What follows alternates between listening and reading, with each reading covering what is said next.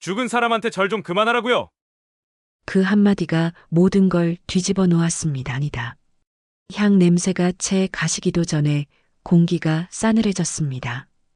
딸은 고개를 숙였고 나는 두 손을 떨었습니다.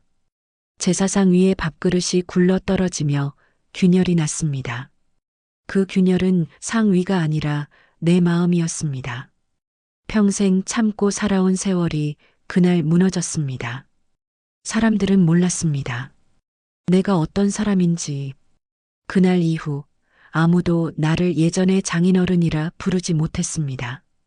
그날 밤 조용히 준비된 것은 제사상이 아니라 심판이었습니다.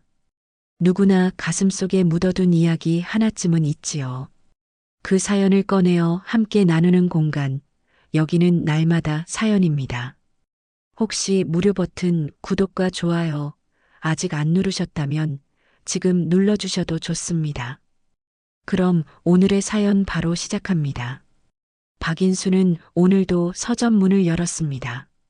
67의 나이 교직에서 은퇴한 지 벌써 5년째입니다. 고향 마을 골목 한편에 자리한 이 작은 서점은 그에게 있어 삶의 안식처였습니다.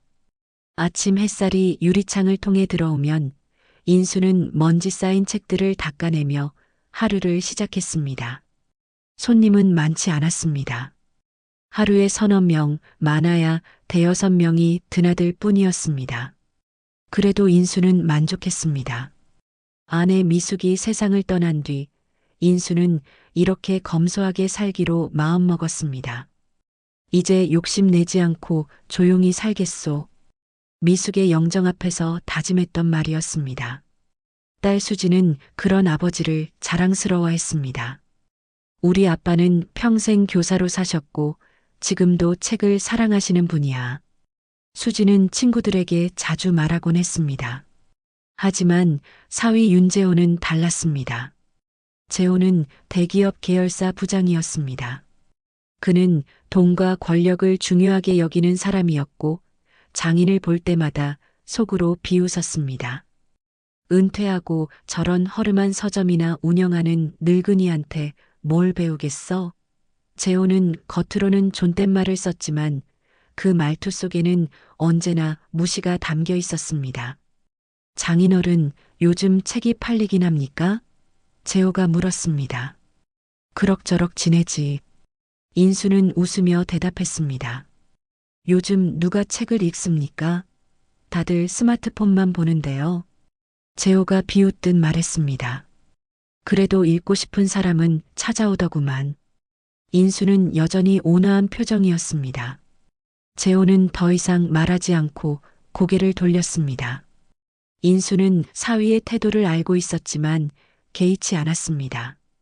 딸이 행복하다면 그것으로 충분하다고 생각했습니다. 수지는 재호와 결혼한 지 이제 15년째였습니다. 내가 선택한 사람이니 아빠는 믿는다. 결혼식 날 인수가 수진에게 해준 말이었습니다. 하지만 최근 들어 인수는 딸의 표정에서 무언가 느꼈습니다. 수진이 집에 올 때마다 웃음이 예전 같지 않았습니다. 눈가에는 피로가 가득했고 목소리에는 생기가 없었습니다. 수진아, 괜찮은 거냐? 인수가 물었습니다. 네, 아빠. 괜찮아요. 그냥 좀 피곤해서요. 수진은 애써 웃으며 대답했습니다. 인수는 더 묻지 않았습니다. 하지만 마음 한구석이 무거웠습니다. 그리고 그날이 왔습니다. 아내 미숙의 제삿날이었습니다. 매년 이맘때면 인수는 정성껏 제사상을 차렸습니다. 미숙이 좋아하던 음식들로 가득 채웠습니다. 나물, 전, 탕, 과일, 그리고 미숙이 특히 좋아하던 송편까지. 인수는 하루 종일 부엌에서 혼자 음식을 준비했습니다. 늙은 손으로 하나하나 정성을 다해 만들었습니다. 저녁 7시 수진과 재호가 도착했습니다. 제사상이 차려지고 향불이 피워졌습니다. 인수는 조용히 절을 올렸습니다. 여보, 또 1년이 지났소. 마음속으로 아내에게 말을 걸었습니다. 수진도 아버지 옆에서 함께 절을 했습니다. 눈가가 붉어졌습니다. 어머니가 그리웠습니다. 하지만 재호는 달랐습니다. 그는 팔짱을 낀 채 제사상을 바라봤습니다. 표정에는 불만이 가득했습니다. 이렇게까지 해야 합니까? 재호가 중얼거렸습니다. 인수는 들은 척도 하지 않았습니다. 하지만 재호는 멈추지 않았습니다. 우리 회사 접대도 이런 상차림은 안 합니다.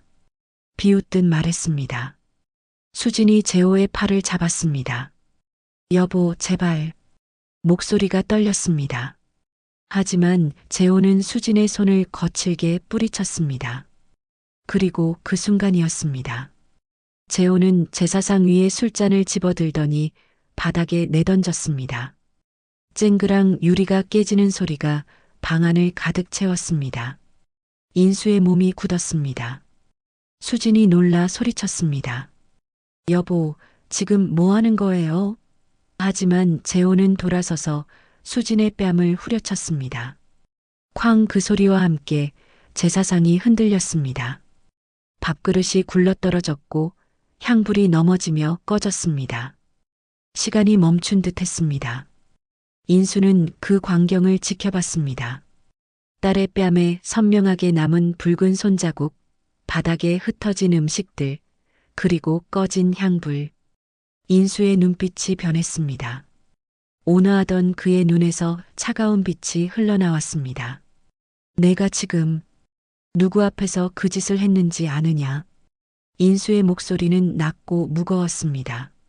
재호는 그제야 긴장했습니다. 처음 보는 장인의 모습이었습니다. 장인어른. 재호가 말을 시작했지만 인수는 손을 들어 말을 막았습니다. 나가라. 지금 당장. 인수의 목소리는 단호했습니다.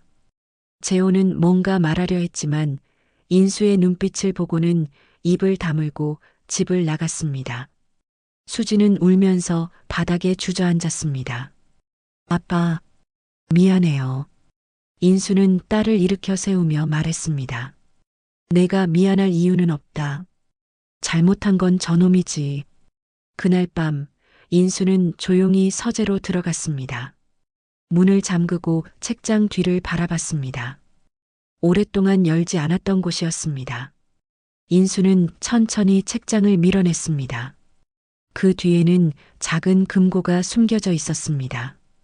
금고를 열자 두툼한 서류철과 낡은 명함 한 장이 보였습니다.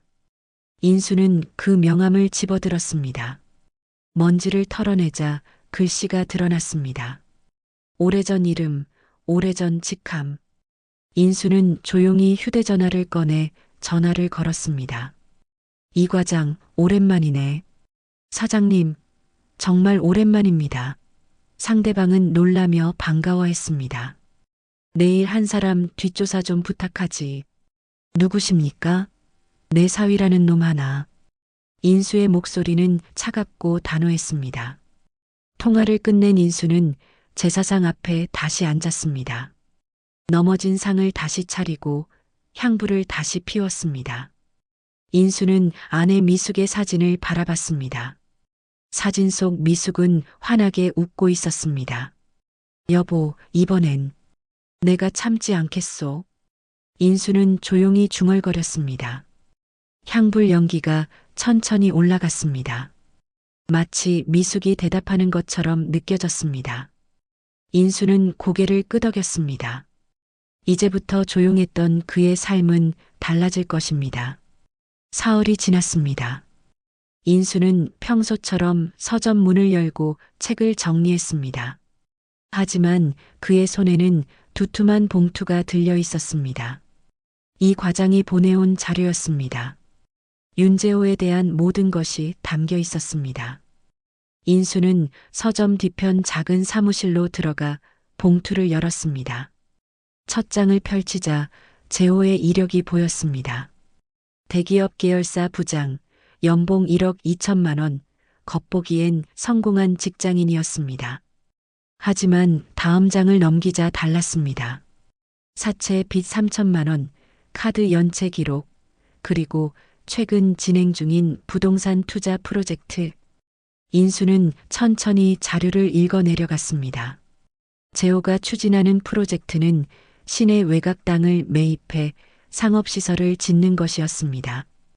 회사 돈이 아니라 개인 명의로 진행하는 투자였습니다.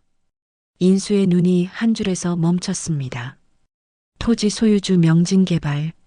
그 이름을 보는 순간 인수는 희미하게 웃었습니다. 재호가 투자하려는 땅, 그 땅의 실소유주가 바로 자신이었습니다. 이 과장의 메모가 붙어 있었습니다. 사장님, 윤 부장이 이 땅 매입 계약을 진행 중입니다. 계약금은 이미 지불했고 잔금은 다음 달 15일입니다.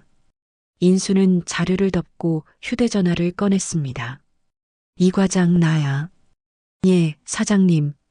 그 땅 계약 파기하게. 지금 말씀하신 게 윤 부장 건입니까? 그렇네. 잠시 침묵이 흘렀습니다. 사장님, 그럼 계약금은 어떻게 처리할까요? 몰수하고 위약금 조항 그대로 적용하게.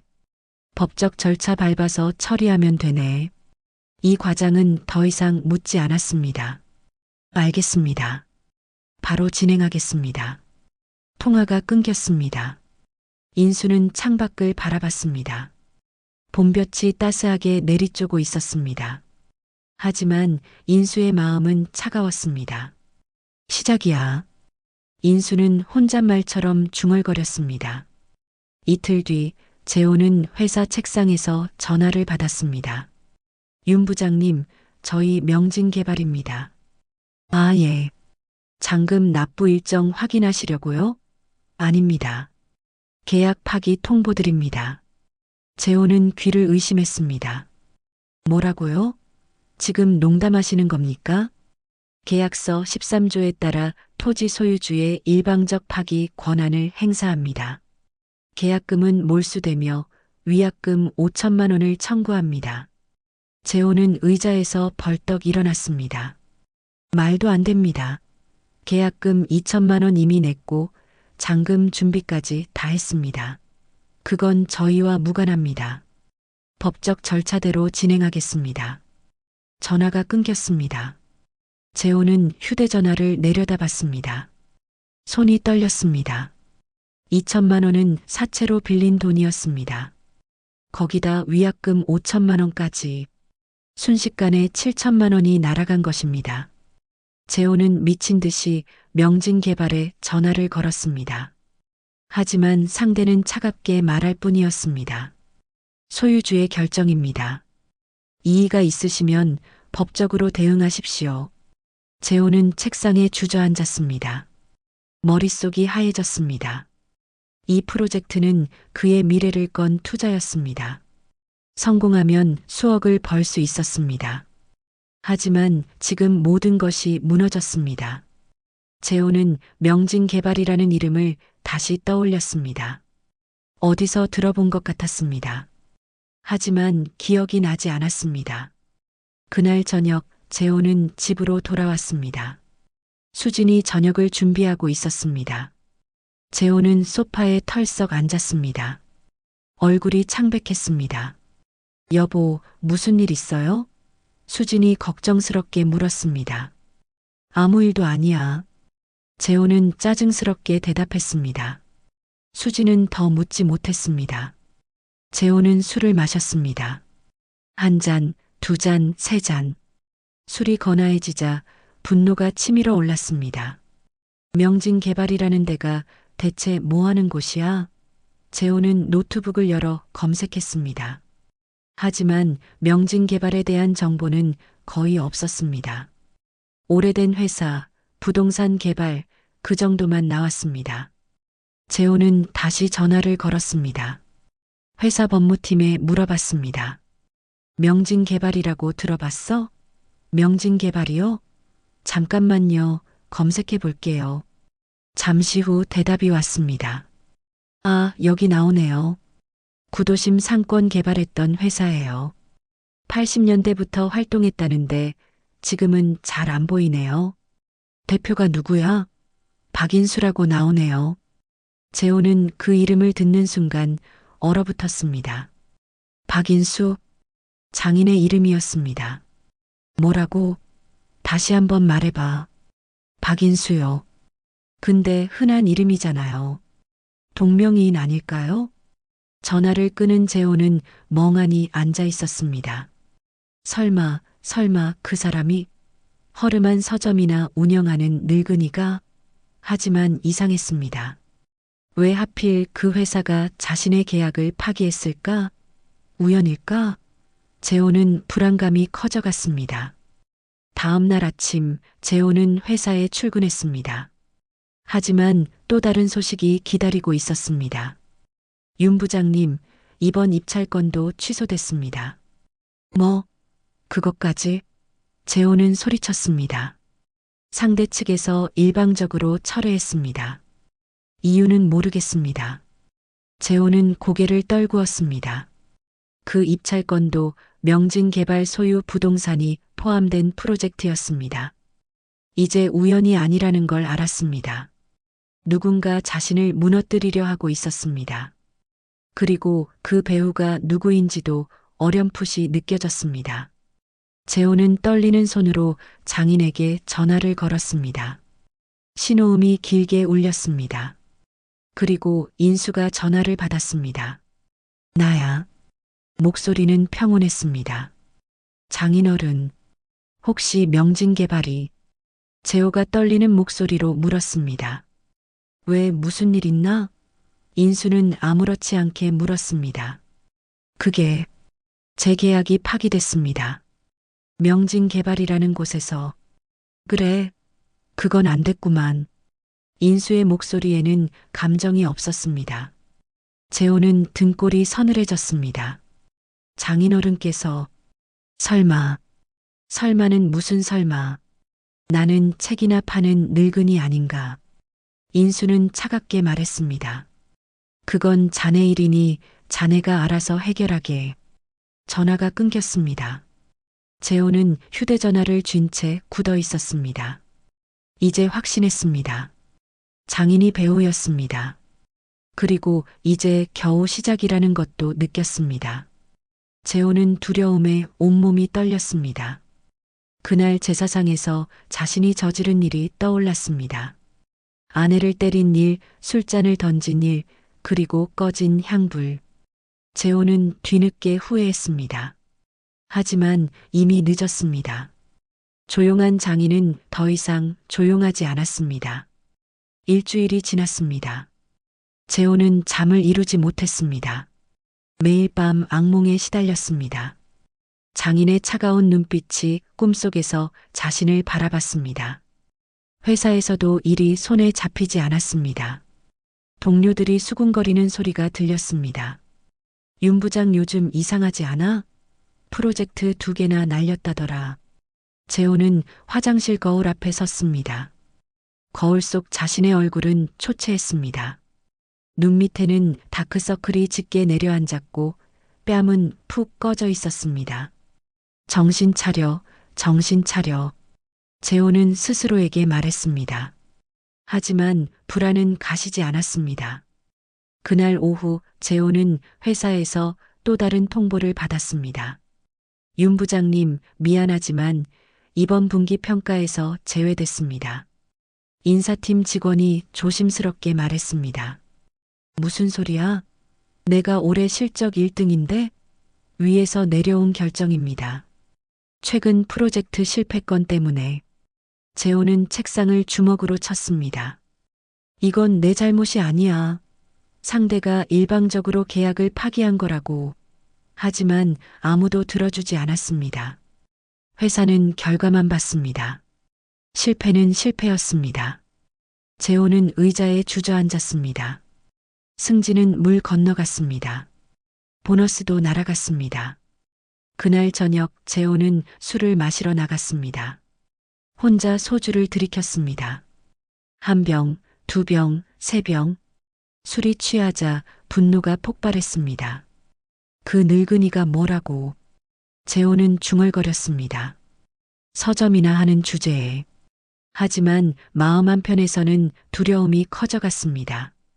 재호는 휴대전화를 꺼내 장인에게 다시 전화를 걸었습니다.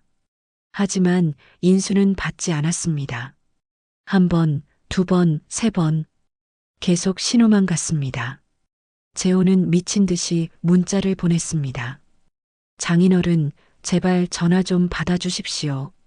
말씀드릴 게 있습니다. 하지만 답장은 오지 않았습니다. 한편 인수는 서점에서 조용히 책을 읽고 있었습니다. 휴대전화가 울렸지만 보지도 않았습니다. 그는 이미 다음 수를 준비하고 있었습니다. 책상 위에는 또 다른 서류가 놓여 있었습니다. 재호가 다니는 회사와 관련된 자료였습니다. 인수는 서류를 펼쳤습니다. 재호의 회사는 중견 건설사였습니다. 하지만 최근 자금난에 시달리고 있었습니다. 은행 대출이 많았고 새로운 투자자를 찾고 있었습니다. 인수는 희미하게 웃었습니다. 기회는 여기 있구만. 인수는 전화를 걸었습니다. 김회계사 나야. 사장님, 오랜만입니다. 자네 한성건설 아나? 예, 압니다. 요즘 자금난 심하다던데요. 그 회사 주식 좀 알아봐 주게. 살 수 있으면 사고. 얼마나 사시겠습니까? 지분 10% 정도면 되겠지. 김회계사는 잠시 침묵했습니다. 사장님, 그 정도면 상당한 금액인데요. 괜찮네. 자금은 내가 되겠네. 알겠습니다. 바로 진행하겠습니다. 통화가 끝났습니다. 인수는 창밖을 바라봤습니다. 석양이 지고 있었습니다. 하늘은 붉게 물들어 있었습니다. 며칠 후 한성건설에 소문이 돌았습니다. 새로운 대주주가 나타났대. 누구야? 명진개발이라는 곳인데 주식 10%를 샀대.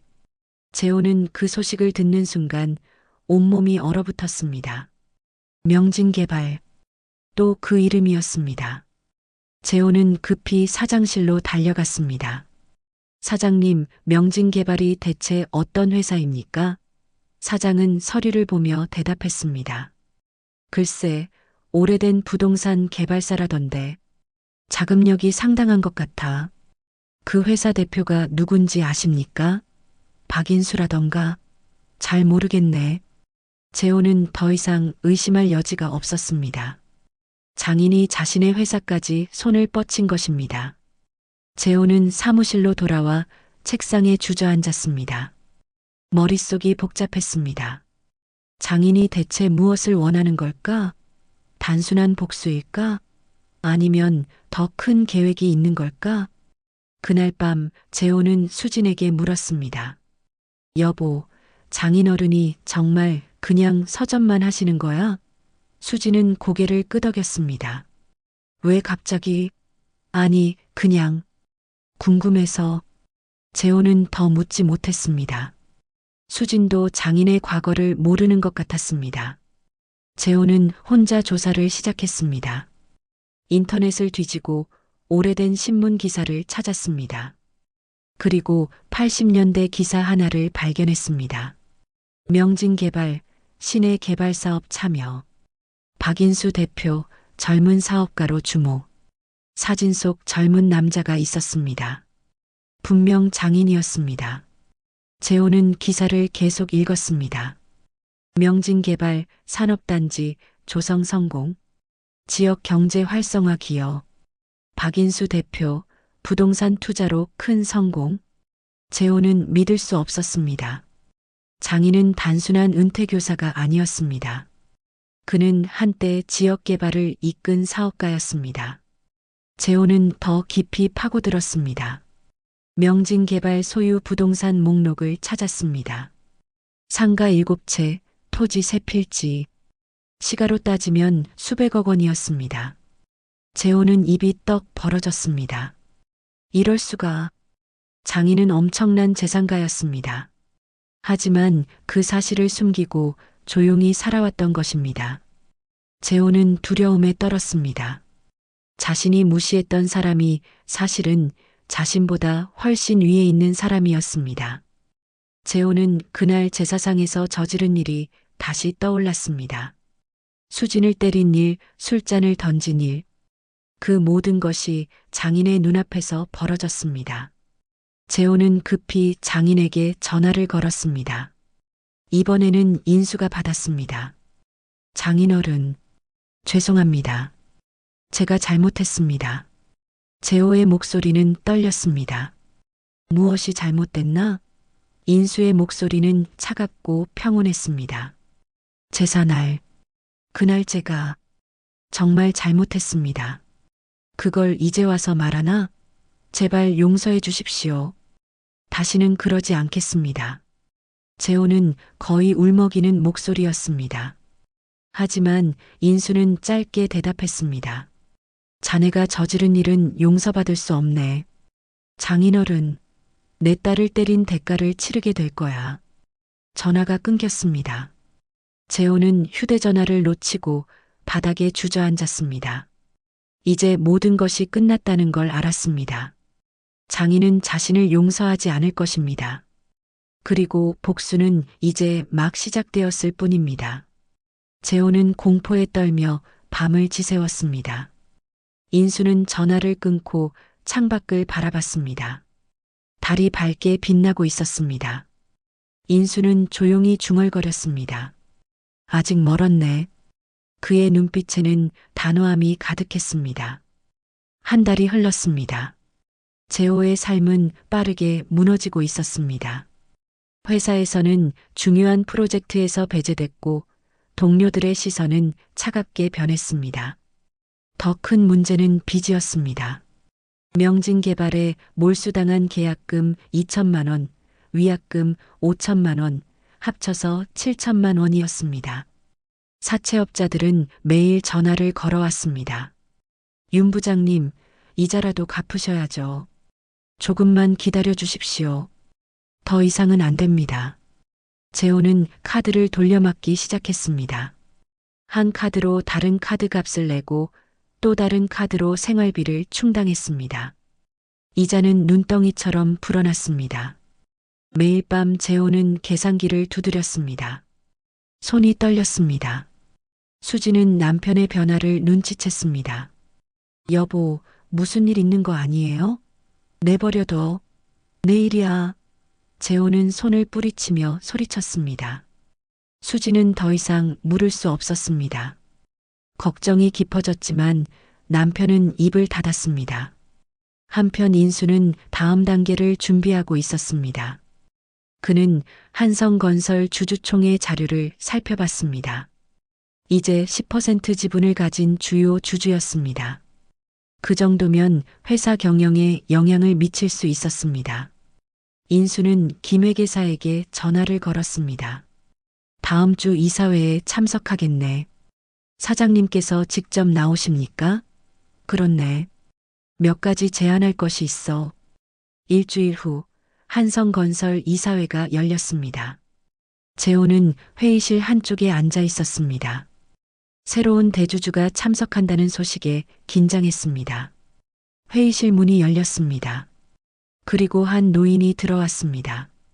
재호는 그 모습을 보고 얼어붙었습니다. 박인수였습니다. 장인이 정장을 차려입고 회의실에 들어섰습니다. 평소 서점에서 보던 검소한 모습과는 완전히 달랐습니다.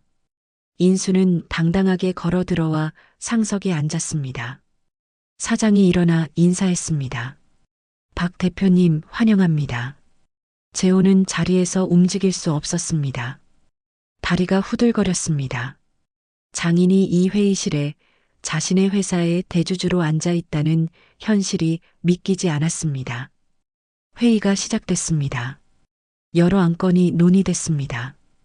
그리고 인수가 입을 열었습니다. 한 가지 제안하고 싶습니다. 모두의 시선이 인수에게 집중됐습니다. 이번 인사 개편에 대한 건입니다. 실적이 좋지 않은 임원들은 재배치가 필요합니다. 사장이 물었습니다. 구체적으로 누구를 말씀하시는 겁니까? 최근 몇 달간 프로젝트 실패가 잇따른 부서들입니다. 인수는 서류를 펼쳤습니다. 특히 개발사업부는 2건의 대형 프로젝트를 실패했습니다. 책임자의 문책이 필요합니다. 재호는 가슴이 철렁 내려앉았습니다. 개발사업부 책임자는 바로 자신이었습니다. 인수는 계속 말했습니다. 책임자의 역량 부족도 고려해야 합니다. 해당 부서 책임자를 교체하는 것이 좋겠습니다. 사장이 난처한 표정을 지었습니다. 하지만 윤 부장은 오랫동안 회사에 기여한 인재입니다. 과거의 공로는 인정합니다. 하지만 현재 실적이 중요하지 않습니까? 인수의 목소리는 단호했습니다. 다른 이사들도 고개를 끄덕였습니다. 10% 주주의 의견을 무시할 수 없었습니다. 회의가 끝났습니다. 결정은 다음 주에 내려지기로 했습니다. 재호는 비틀거리며 회의실을 나왔습니다. 복도에서 인수와 마주쳤습니다. 장인어른, 재호가 떨리는 목소리로 말했습니다. 인수는 재호를 차갑게 바라봤습니다. 제발, 저를 용서해 주십시오. 재호는 거의 무릎을 꿇을 듯 했습니다. 하지만 인수는 고개를 저었습니다. 용서는 없네. 자네는 내 아내 앞에서 내 딸을 때렸어. 그 대가는 반드시 치러야 하네. 인수는 그렇게 말하고 복도를 걸어 나갔습니다. 재호는 벽에 기대 주저앉았습니다. 모든 것이 끝났다는 걸 느꼈습니다. 직장도 명예도 미래도 모두 사라지고 있었습니다. 그날 밤 재호는 집에 돌아오지 못했습니다. 술집을 전전하며 밤을 보냈습니다. 새벽이 되어서야 재호는 집에 돌아왔습니다. 비틀거리며 현관문을 열었습니다. 수진이 달려왔습니다. 여보, 어디 갔다 온 거예요? 하지만 재호는 수진을 밀쳐냈습니다. 비켜. 다 내 아버지 때문이야. 뭐라고요? 내 아버지가 날 망치고 있어. 다 끝났어. 재호는 소리를 지르다 바닥에 주저앉았습니다. 수진은 남편의 모습에 충격을 받았습니다. 내 아버지는 그냥 서점 주인이 아니야. 재호는 더 이상 말하지 못했습니다. 그저 허탈하게 웃기만 했습니다. 수진은 다음 날 아버지를 찾아갔습니다. 서점 문을 열고 들어서자 인수가 책을 정리하고 있었습니다. 아빠, 수진아 왔구나. 아빠, 재호한테 무슨 일이 있는 건가요? 수진의 목소리는 떨렸습니다. 인수는 잠시 침묵했습니다. 그건 재호가 자초한 일이다. 무슨 말씀이세요? 수진아, 그날 제사상에서 무슨 일이 있었는지 기억하지? 인수가 조용히 물었습니다. 수진은 고개를 떨구었습니다. 내가 맞은 일을 내가 그냥 넘길 수 있겠느냐? 인수의 목소리는 단호했지만 따뜻했습니다. 아빠, 딸아, 잘못한 건 너가 아니야. 저 사람이 스스로 선택한 길이지. 인수는 수진의 어깨를 감싸 안았습니다. 수진은 눈물을 흘렸습니다. 아버지가 자신을 지키려 한다는 것을 이제야 깨달았습니다. 아빠 미안해요. 미안할 건 없다. 아빠가 늦게라도 알아서 다행이지. 인수는 딸의 등을 토닥였습니다. 창밖으로 가을 햇살이 부드럽게 비쳤습니다. 하지만 인수의 눈빛은 여전히 차갑고 단호했습니다. 복수는 아직 끝나지 않았습니다. 일주일 후 한성건설 인사 발표가 났습니다. 재호는 개발사업부장에서 해임됐습니다. 직급은 유지됐지만 실질적으로는 한직으로 밀려난 것이었습니다. 새로운 부서는 자료실 관리였습니다.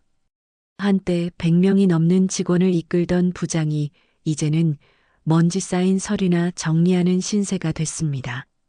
재호는 자료실 책상에 앉아 멍하니 있었습니다. 동료들은 그를 피했습니다. 아무도 말을 걸지 않았습니다. 점심시간이 되어도 재호는 혼자였습니다. 구내 식당에서 밥을 먹는데 주변 사람들이 수군거렸습니다. 저 사람 윤 부장 아니야? 완전히 끝났네. 대주주한테 찍히면 끝이야. 재호는 밥을 넘기지 못하고 식당을 나왔습니다. 화장실로 가서 세면대에 얼굴을 묻었습니다. 거울 속 자신의 모습은 초라하기 그지없었습니다. 눈은 충혈돼 있었고 얼굴은 수척했습니다. 이럴 수는 없어. 이럴 수는 없다고. 재호는 중얼거렸지만 어찌할 도리가 없었습니다. 그날 저녁 재호는 사채업자에게서 또 전화를 받았습니다. 윤 부장님, 이번 주까지 안 갚으시면 법적 조치 들어갑니다. 조금만 더 기다려 주십시오. 이미 석 달째입니다. 더는 못 기다립니다. 전화가 끊겼습니다. 재호는 휴대전화를 내려다봤습니다. 빚독촉 문자가 20개가 넘게 쌓여 있었습니다. 집에 돌아온 재호는 수진에게 말했습니다. 여보, 돈 좀 빌려줄 수 있어? 무슨 일인데요? 급한 일이 생겼어. 2천만 원만. 수진은 놀랐습니다. 2천만 원요?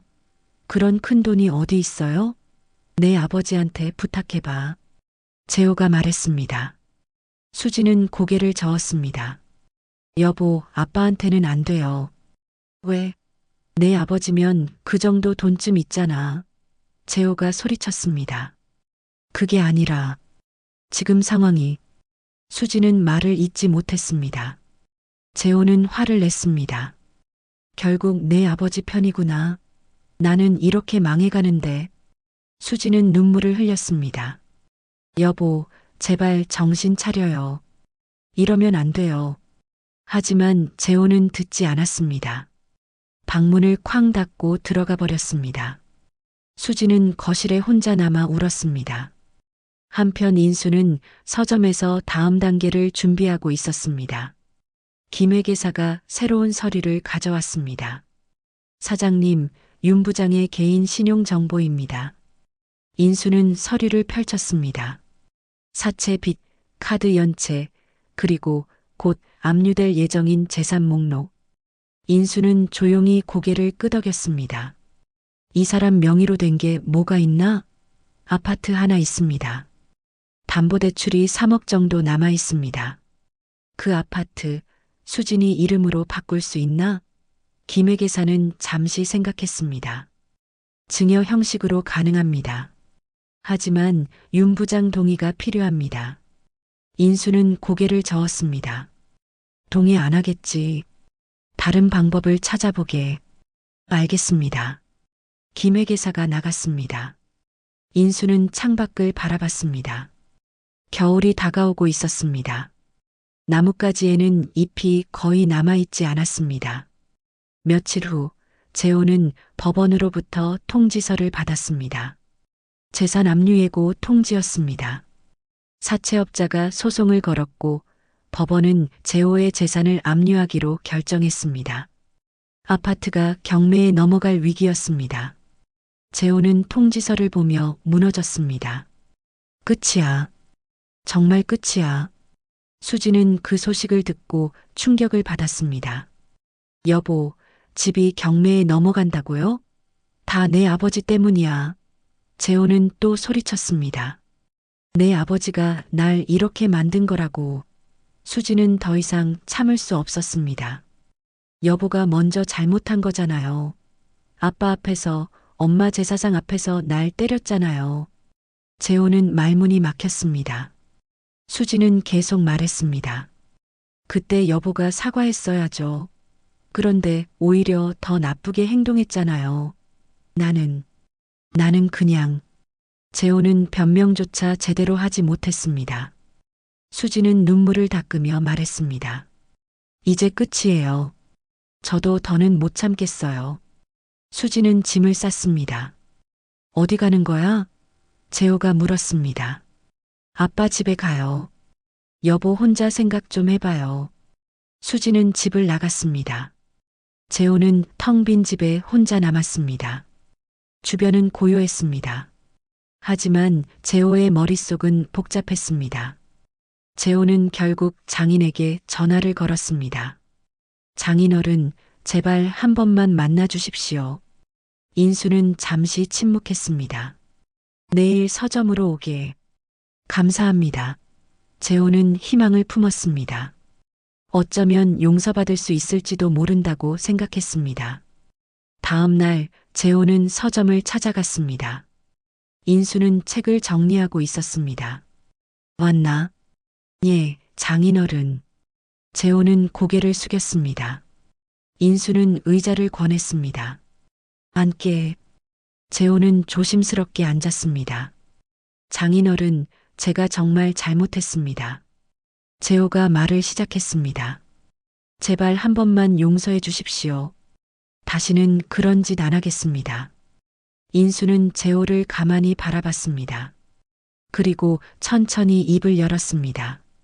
자네는 아직도 모르는구만. 예, 내가 왜 화가 났는지 자네는 진짜 이유를 모르고 있어. 인수의 목소리는 낮고 무겁였습니다. 자네가 수진이를 때린 것, 그것만이 문제가 아니야. 자네는 우리 미숙이 앞에서 그랬어. 내 아내가 평생 사랑한 딸을 그 아이 어머니가 지켜보는 자리에서 때렸다고. 재호는 아무 말도 하지 못했습니다. 인수는 계속 말했습니다. 미숙이가 살아있었다면 자네 같은 놈은 집에 들이지도 않았을 거야. 하지만 미숙이는 떠났고 나는 딸의 선택을 믿었어. 그런데 자네는 그 믿음을 배신했지. 장인어른, 이제 끝이네. 자네가 얼마나 무너지든 그건 자네 책임이야. 인수는 단호하게 말했습니다. 재호는 무릎을 꿇었습니다. 제발요. 살려주십시오. 하지만 인수는 고개를 저었습니다. 나가게. 재호는 일어날 수 없었습니다. 하지만 인수는 더 이상 말하지 않았습니다. 재호는 결국 비틀거리며 서점을 나왔습니다. 밖은 추웠습니다.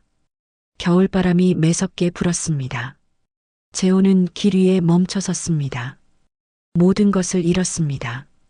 이제 정말 끝이었습니다. 한 달이 더 흘렀습니다. 재호의 아파트는 경매에 넘어갔습니다. 낙찰가는 시세보다 훨씬 낮았습니다. 대출금을 갚고 나니 손에 남은 것은 거의 없었습니다. 재호는 쪽방으로 이사했습니다. 곰팡이 냄새 나는 작은 방, 창문도 제대로 열리지 않았습니다. 한때 잘 나가던 부장의 처지는 이렇게 바닥까지 떨어졌습니다. 회사에서도 소문이 퍼졌습니다. 윤 부장 집까지 날렸대. 완전히 망했네. 대주주한테 찍히면 저렇게 되는구나. 재호는 출근할 때마다 고개를 들 수 없었습니다. 자료실에서 혼자 서류를 정리하는 날들이 계속됐습니다. 점심시간에도 구석에 혼자 앉아 컵라면으로 끼니를 때웠습니다. 어느 날 회사 인사팀에서 재호를 불렀습니다. 윤 부장님, 권고사직 통보입니다. 재호는 귀를 의심했습니다. 권고사직이요? 지금 회사 사정상 어쩔 수 없습니다. 위로금은 최소한으로 지급하겠습니다. 이럴 수는 없습니다. 내가 이 회사를 위해 얼마나. 하지만 인사팀 직원은 차갑게 말했습니다. 결정은 이미 내려졌습니다. 이사회 승인도 받았습니다. 재호는 그 말을 듣는 순간 알았습니다. 이사회, 그곳에는 장인이 있었습니다. 결국 마지막 일격도 장인의 손에서 나온 것입니다. 재호는 회사를 나왔습니다. 개인 물건을 담은 박스 하나가 전부였습니다. 20년 넘게 다닌 회사였습니다. 그 모든 세월이 박스 하나에 담겼습니다. 재호는 회사 건물을 돌아봤습니다. 다시는 이곳에 오지 못할 것입니다. 눈시울이 뜨거워졌습니다. 쪽방으로 돌아온 재호는 박스를 구석에 던졌습니다. 소주를 꺼내 마셨습니다. 한 병을 다 비우고도 정신이 또렷했습니다. 분노와 원망만 가득했습니다. 박인수, 당신이 날 이렇게 만들었어. 재호는 중얼거렸습니다. 하지만 돌이킬 수 없었습니다. 며칠 후 재호는 취직 사이트를 뒤졌습니다. 하지만 40대 중반 경력은 있어도 최근 실적은 엉망이었습니다. 어디서도 연락이 오지 않았습니다. 면접을 보러 가도 번번이 떨어졌습니다. 경력이 화려하신데 최근 공백이 있네요. 개인 사정이 있었습니다. 아, 그러시군요. 연락드리겠습니다. 하지만 연락은 오지 않았습니다. 한 달, 두 달이 지났습니다. 재호는 점점 초라해졌습니다. 정장은 구겨졌고 구두는 닳았습니다. 면도도 제대로 하지 못했습니다. 거울을 보면 낯선 사람이 보였습니다. 내가 이렇게 됐어. 재호는 허탈하게 웃었습니다. 그러던 어느 날 재호는 길에서 옛 동료를 마주쳤습니다. 윤 부장님? 아, 김 대리. 재호는 어색하게 웃었습니다. 요즘 어떻게 지내세요? 그냥 쉬고 있네. 아, 그러시군요. 저는 급해서 먼저 갑니다. 김 대리는 황급히 자리를 떠났습니다. 재호는 그 모습을 보며 깨달았습니다. 자신은 이제 피해야 할 사람이 됐습니다. 아무도 가까이 하지 않았습니다. 재호는 공원 벤치에 앉았습니다. 겨울 추위가 뼛속까지 스며들었습니다. 하지만 마음은 더 추웠습니다. 한편 수지는 아버지 집에서 지내고 있었습니다. 인수는 딸을 따뜻하게 보살폈습니다. 수진아, 밥 먹어라. 고마워요, 아빠. 수지는 아버지가 차려준 밥상 앞에 앉았습니다. 따뜻한 국 한 그릇, 정성스럽게 구운 생선, 그리고 나물 몇 가지. 수지는 눈물이 났습니다. 왜 우니? 아빠, 제가 잘못 선택한 거죠? 아니다. 내가 잘못한 게 아니야. 인수는 수진의 손을 잡았습니다. 사람은 누구나 실수를 해. 중요한 건 다시 일어서는 거지. 근데 재호는 너무 불쌍해요. 수진이 말했습니다. 인수는 고개를 저었습니다. 불쌍한 게 아니야. 저 사람은 스스로 선택한 거야. 내게 손을 올렸을 때 이미 결정된 거지. 하지만 딸아, 내 인생은 너의 것이야. 저 사람 때문에 내가 불행할 필요는 없어. 수지는 고개를 끄덕였습니다. 아버지 말이 맞았습니다. 수지는 이혼을 결심했습니다. 변호사를 만나 절차를 진행했습니다. 재호도 더 이상 버틸 힘이 없었습니다. 이혼은 빠르게 성사됐습니다. 재산 분할도 없었습니다. 나눌 재산 자체가 없었기 때문입니다. 이혼 서류에 도장을 찍는 재호의 손은 떨렸습니다. 수진아, 이제 끝이에요. 서로 좋은 기억만 남겨요. 수지는 차갑게 말했습니다. 재호는 아무 말도 하지 못했습니다. 수지는 돌아서서 법원을 나갔습니다. 재호는 그 뒷모습을 바라봤습니다. 모든 것을 잃었습니다. 재호는 쪽방으로 돌아와 소주를 마셨습니다. 취기가 오르자 분노가 폭발했습니다. 재호는 장인에게 문자를 보냈습니다. 당신이 이겼습니다. 만족하십니까? 하지만 답장은 오지 않았습니다. 재호는 다시 문자를 보냈습니다. 제발 답해 주십시오. 여전히 답은 없었습니다. 재호는 미친 듯이 전화를 걸었습니다. 하지만 인수는 받지 않았습니다. 재호는 휴대전화를 던졌습니다. 화면이 깨졌습니다. 박인수, 당신도 언젠가는. 하지만 재호는 말을 잇지 못했습니다. 무력감만 밀려왔습니다. 며칠 후 재호는 서점 앞에 찾아갔습니다. 하지만 용기가 나지 않았습니다. 유리창 너머로 인수가 보였습니다. 평온하게 책을 읽고 있었습니다. 마치 아무 일도 없었던 것처럼. 재호는 그 모습을 보며 깨달았습니다. 장인에게 자신은 이미 끝난 사람이었습니다. 재호는 돌아섰습니다. 거리를 걸으며 생각했습니다. 어디서부터 잘못된 걸까? 그날 제사상, 그날 수진을 때린 순간, 그때가 시작이었습니다. 하지만 이미 늦었습니다. 돌이킬 수 없었습니다. 겨울 찬바람이 불었습니다. 재호는 옷깃을 여미며 걸었습니다. 갈 곳도 없고 돌아갈 곳도 없었습니다. 그저 텅 빈 쪽방만이 기다리고 있었습니다. 재호의 인생은 이렇게 무너졌습니다. 조용하게, 그러나 완전하게. 석 달이 흘렀습니다. 재호는 일용직 현장에서 일했습니다. 건설 현장에서 자재를 나르고 청소를 했습니다. 한때 100명을 거느리던 부장이 이제는 막노동꾼이 됐습니다. 손에는 굳은 살이 박였고 얼굴은 햇볕에 그을렸습니다. 하루 벌어 하루 먹고 사는 삶이었습니다. 현장 인부들은 재호를 무시했습니다. 야, 새로운 사람, 빨리 안 움직여. 죄송합니다. 재호는 고개를 숙였습니다.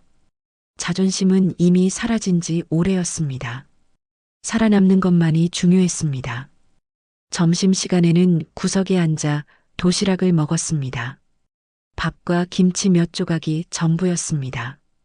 어느 날 재호는 우연히 옛 회사 동료를 현장에서 마주쳤습니다. 그 동료는 현장 감독으로 왔습니다. 윤 부장님? 동료는 믿을 수 없다는 표정이었습니다. 재호는 고개를 숙였습니다.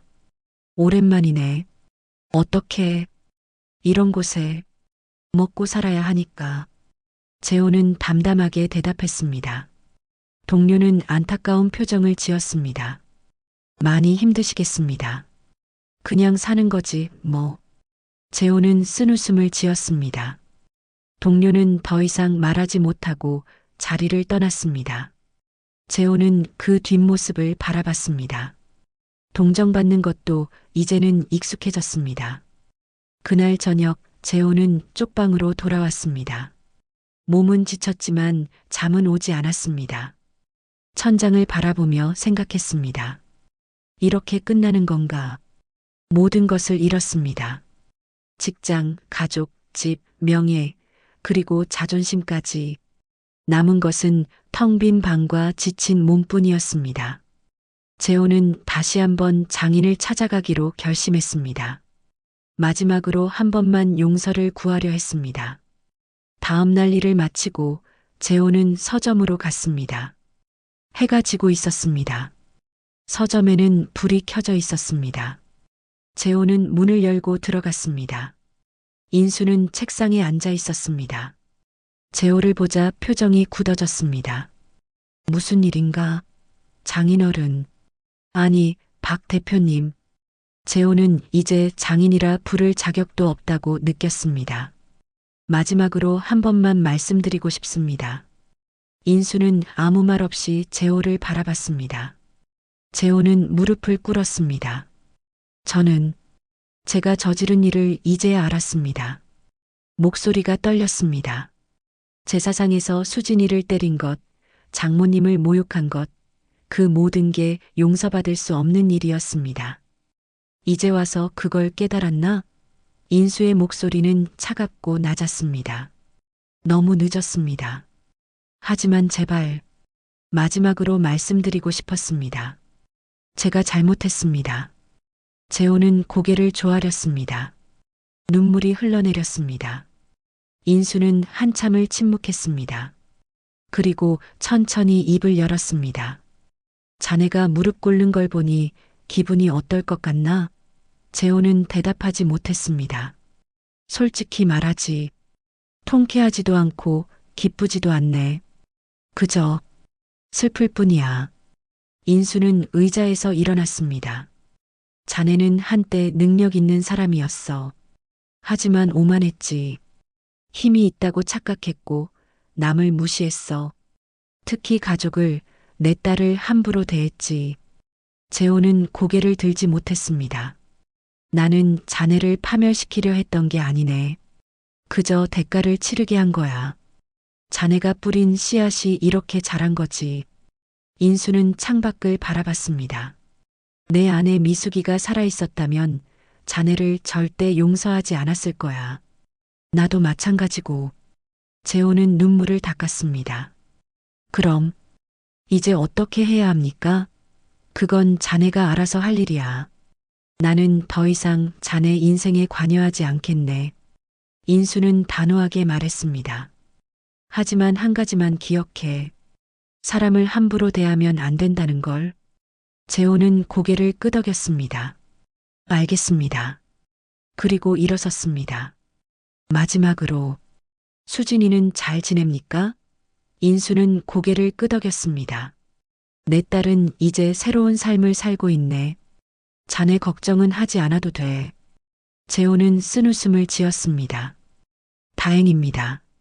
그리고 돌아섰습니다. 서점 문을 열고 나가려는 순간 인수가 말했습니다. 재호. 재호는 멈춰섰습니다. 사람은 언제든 다시 시작할 수 있네. 하지만 그러려면 진심으로 뉘우쳐야 해. 말로만이 아니라 행동으로. 재호는 고개를 숙였습니다. 명심하겠습니다. 그리고 서점을 나왔습니다. 밖은 어두웠습니다. 거리의 가로등이 희미하게 빛났습니다. 재호는 걸으며 생각했습니다. 인수의 마지막 말이 마음에 남았습니다. 다시 시작할 수 있다. 재호는 쪽방으로 돌아가는 대신 공원으로 갔습니다. 벤치에 앉아 하늘을 올려다봤습니다. 별이 보였습니다. 오랜만에 보는 별이었습니다. 재호는 깊은 숨을 들이쉬었습니다. 정말 다시 시작할 수 있을까? 며칠 후 재호는 작은 결심을 했습니다. 술을 끊었습니다. 제대로 밥을 먹기 시작했습니다. 현장 일을 하면서도 밤에는 책을 읽었습니다. 천천히, 아주 천천히 자신을 추스르기 시작했습니다. 쉽지 않았습니다. 매일 유혹과 싸워야 했습니다. 하지만 재호는 포기하지 않았습니다. 한편 인수는 서점에서 수진과 차를 마시고 있었습니다. 아빠, 재호가 왔다 갔다고요? 그래. 뭐라고 하던가요? 용서를 빌더구나. 수진은 잠시 침묵했습니다. 아빠는 용서했어요? 인수는 고개를 저었습니다. 용서는 하지 않았어. 하지만 기회는 줬지. 기회요? 다시 시작할 수 있는 기회 말이야. 물론 그게 어떻게 될지는 저 사람 몫이지만. 수지는 고개를 끄덕였습니다. 아빠는 역시 따뜻하세요. 따뜻한 게 아니야. 그냥 끝까지 망가뜨리고 싶지 않았을 뿐이지. 인수는 차를 마셨습니다. 창밖으로 봄이 오고 있었습니다. 겨울이 지나고 새로운 계절이 시작되고 있었습니다. 인수는 조용히 중얼거렸습니다. 이제 정말 끝이구나. 수지는 아버지의 손을 잡았습니다. 고마워요, 아빠. 뭐가? 저를 지켜줘서요. 인수는 딸의 머리를 쓰다듬었습니다. 내가 아빠니까. 두 사람은 조용히 차를 마셨습니다. 평온한 시간이었습니다. 1년이 흘렀습니다. 봄이 왔습니다. 벚꽃이 거리를 가득 채웠습니다. 인수는 서점 앞을 쓸고 있었습니다. 햇살이 따스했습니다. 오랜만에 기분 좋은 아침이었습니다. 그때 누군가 다가왔습니다. 사장님.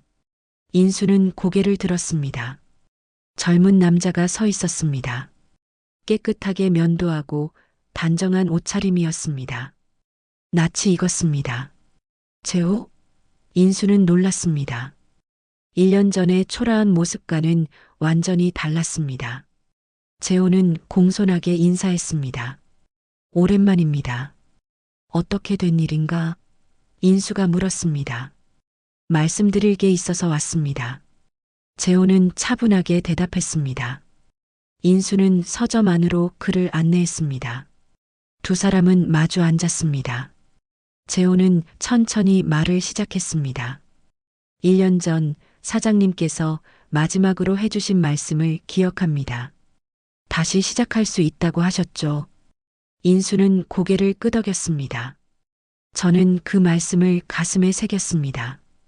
술을 끊었고 현장 일을 하면서 밤에는 작은 식당 설거지를 했습니다. 식당? 예. 동네 작은 분식집이었습니다.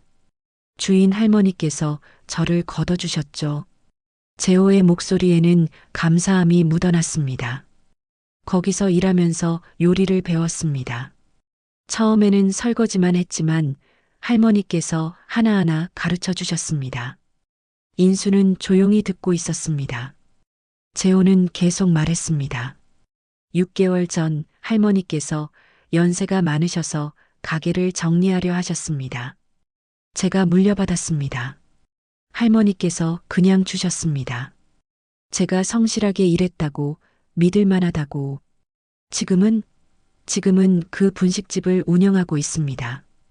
아침 6시부터 저녁 9시까지 일합니다. 혼자 모든 걸 합니다. 힘들지만 보람 있습니다. 재호의 얼굴에는 자부심이 보였습니다. 손님들이 맛있다고 하실 때 제가 살아있다는 걸 느낍니다. 인수는 희미하게 웃었습니다. 그래, 좋은 일이네. 재호는 가방에서 봉투 하나를 꺼냈습니다. 이건 뭔가 명진개발의 진 빚입니다. 위약금 5천만 원 1년 동안 모았습니다. 일부만이지만 봉투 안에는 500만 원이 들어 있었습니다. 인수는 봉투를 밀어냈습니다. 받지 않겠네. 사장님, 자네가 진 빚은 돈이 아니야. 자네는 내 딸에게, 내 아내에게 빚진 거지. 그건 돈으로 갚을 수 있는 게 아니네. 재호는 고개를 숙였습니다. 알고 있습니다. 평생 갚을 수 없다는 것도 압니다. 재호의 목소리는 떨렸습니다. 하지만 그래도 조금씩이라도 갚고 싶습니다. 제 방식으로. 자네 방식? 예. 정직하게 일하고 손님들을 진심으로 대하는 것.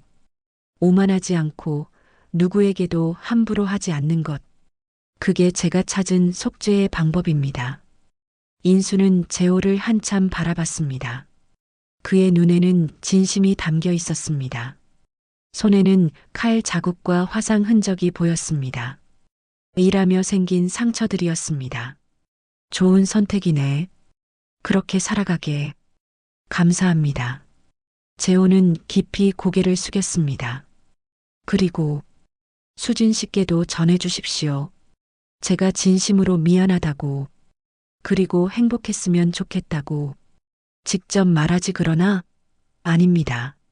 저는 그럴 자격이 없습니다. 그저 제자리에서 최선을 다하겠습니다. 재호는 일어섰습니다. 이만 가보겠습니다. 아침 장사 준비를 해야 해서요. 그래, 수고하게. 인수도 일어났습니다. 재호? 예. 자네 얼굴이 달라졌네. 1년 전과는. 그렇습니까? 그래. 이제 사람 얼굴이 됐어. 일하는 사람의 얼굴이지. 인수는 희미하게 웃었습니다. 재호도 웃었습니다. 감사합니다. 그 말씀이 큰 힘이 됩니다. 가게 이름도 바꿨습니다. 다시 분식이라고요. 다시 시작한다는 의미입니다. 좋은 이름이구만. 재호는 서점을 나갔습니다. 인수는 그의 뒷모습을 바라봤습니다. 며칠 후 인수는 수진과 함께 미숙의 산소를 찾았습니다. 봄꽃이 무덤 주변에 피어 있었습니다. 인수는 무덤 앞에 앉아 향을 피웠습니다. 여보 왔소. 연기가 하늘로 올라갔습니다. 수진도 옆에 앉았습니다. 엄마, 저 잘 지내고 있어요. 수진이 말했습니다. 아빠가 저를 지켜줬어요. 걱정하지 마세요. 인수는 아내 사진을 바라봤습니다.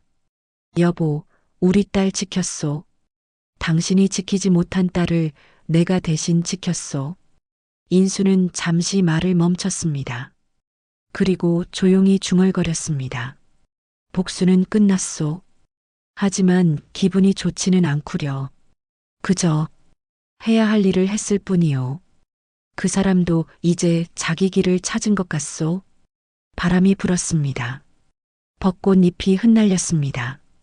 아빠, 이제 마음이 편해요? 수진이 물었습니다. 그래, 이제 편하구나. 인수는 딸의 손을 잡았습니다. 너도 이제 새 출발이다. 과거는 잊고 앞으로 나아가자. 네, 아빠. 수진은 환하게 웃었습니다. 두 사람은 무덤 앞에서 한참을 앉아 있었습니다. 조용한 시간이었습니다. 평화로운 시간이었습니다. 인수는 생각했습니다.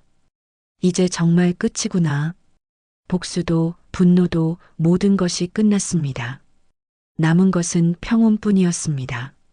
서점으로 돌아온 인수는 결정을 내렸습니다. 서점을 지역 청년들에게 무료로 개방하기로 했습니다.